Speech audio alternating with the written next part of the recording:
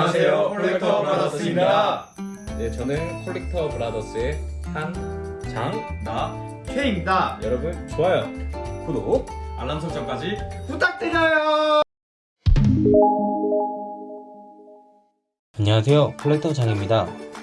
오늘은 전산회계 1급을 합격했던 후기에 대해서 말씀드리겠습니다. 전산회계 1급은 한국세무사회에서 주관하고 국가공인 자격증입니다. 기존에 전산세무회계 시험이 회계와 세무 파트로 나누어서 또 1급과 2급으로 각각 구분되게 바뀌었습니다.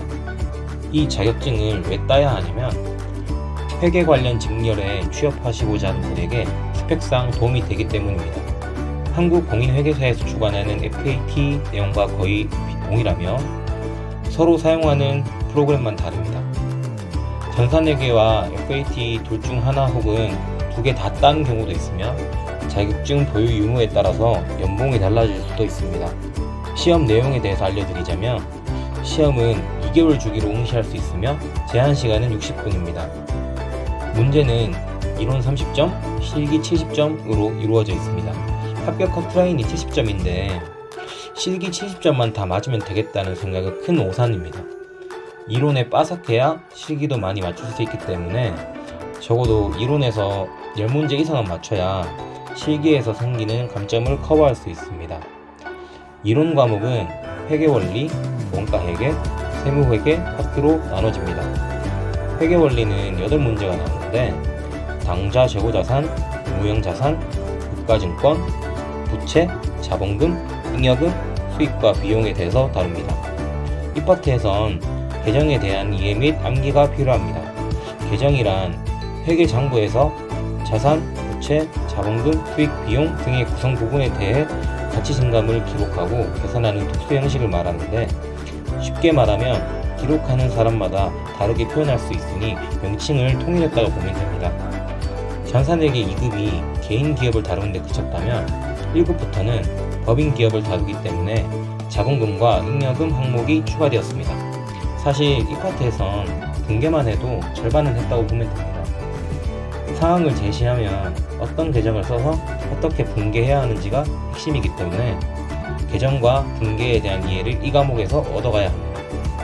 다음으로 원가회계 파트는 4문제가 나오며 원가의 개념, 요소별, 부문별 원가 계산, 개별 종합 원가 계산에 대해서 다룹니다. 직접 상품이나 제품을 제조하는 회사에서의 회계 업무를 다룬다고 보시면 됩니다. 원가 회계 부분이 좀 생소하지만 한번 잘 배워놓으면 회전 문제가 됩니다. 문제를 꼬아서 내는 게 한정적이기 때문에 맞추기가 쉬운 편입니다. 다음으로 세무회계 파트는 3문제가 나오며 부가가치세법에서의 과세표준과 세액에 대해서 다룹니다. 기업이 재화를 생산 혹은 유통하는 과정에서 소득을 얻으려면 상품에 부가적으로 마진을 붙여야 이익이 생기잖아요. 그 추가적으로 붙은 가치에 대해서 정부가 부과하는 조세가 부가가치세이고 이 부가가치세에 관한 내용을 전표에 입력하도록 하는 게 이 파트의 교육 목적입니다. 다음으로 무려 70점이 할당되어 있는 실기 과목입니다. K랩이라는 회계 프로그램을 사용해서 시험을 치르며 실무에서도 사용 중인 프로그램입니다. 교육용으로 따로 만들어진 프로그램이 따로 구분되어 있기 때문에 시험을 준비하신 분은 교육용 프로그램을 쓰게 될 것입니다. 전산세무회계 자격시험 홈페이지에서 다운로드 받을 수 있고 프로그램을 다루는 방법은 강사님께서 알려주실 거고 누구나 따라할 수 있을 정도로 쉽습니다.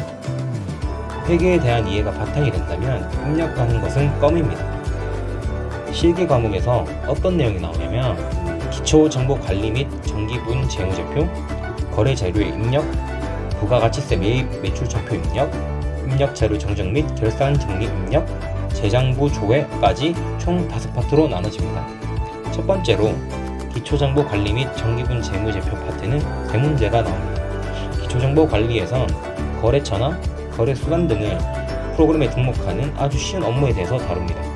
그리고 해를 거듭하며 영업을 하고 있는 계속기업의 경우 전기 혹은 전년에 작성한 재무제표를 확정짓고 마감하고 이월시켜야 하는데 정기분 재무제표 파트에서 그런 내용을 다룹니다.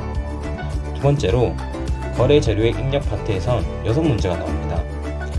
일반 전표 입력, 결산 자료 입력, 입력에 대한 내용으로 나뉘고 말 그대로 거래 내용에 대해서 입력하는 것이기 때문에 계정에 대한 이해를 하고 있고 분개만 잘한다면 쉽게 맞출 수 있습니다. 세 번째로 부가가치세 메인 매출 전표 입력 파트는 6문제가 나옵니다. 메인 매출 거래 자료 입력, 부가가치세 신고서의 조회에 대한 내용을 다루며 거래 자료의 입력 파트와 마찬가지로 배점이 높으며 다른 내용에 비해서 까다로운 편입니다. 매출인지, 매입인지, 구분 후 과세하는지, 영세율인지, 면세인지, 불공제인지 등등의 유형을 구분하여 분개 후 전표를 입력하면 된다는 내용입니다. 네 번째로 입력 자료 정정 및 결산 정리 입력 파트에선 5문제가 나옵니다. 이미 입력되어 있는 자료에서 문제에서 주어진 사실과 다른 내용을 찾아내 수정하고 여태 입력했던 자료들을 모두 결산해서 정리하는 것에 대해서 다루는 과목입니다. 마지막 5번째로 재장부 조회 파트에선 3문제가 나옵니다. 장부 N, 계정별 원장, 거래처 원장, 합계 잔액 시상표, 재무상태표 등등 종류가 많은데 공부를 하다 보면 재장부의 종류에 대해 자연스럽게 학습하게 됩니다. 문제에선 상황을 제시하고 그에 적합한 원장을 조회해서 필요한 내용을 찾아내는 형식으로 나옵니다. 이제 전산회계를 공부하는 팁에 대해서 조언을 드리자면 제일 먼저 드리고 싶은 말씀은 회계는 암기 과목이 아닌 이해 과목이라는 점입니다. 숱한 계정문들이 있고 다양한 상황들이 있지만 절대 암기로서 해결되는 과목은 아닙니다. 최근 5회 동안의 시험 합격률을 살펴보면 코로나로 인한 특별회차를 제외하고는 평균적으로는 50%를 약간 상회하는 정도예요. 방심하면 불합격할 수 있는 수준이라는 얘기죠. 상황을 이해하고 그에 적합한 계정을 선택하고 공개하려면 반드시 회계 원리에 대한 이해가 바탕이 되어야 합니다. 암기로서 접근한다면 흠뻑 다칠 수 있으니 주의하시길 바랍니다. 다음으로 공부 기간에 대해 말씀드리자면 전공자는 한 달, 비전공자는 2달 정도 소요된다고 보면 됩니다.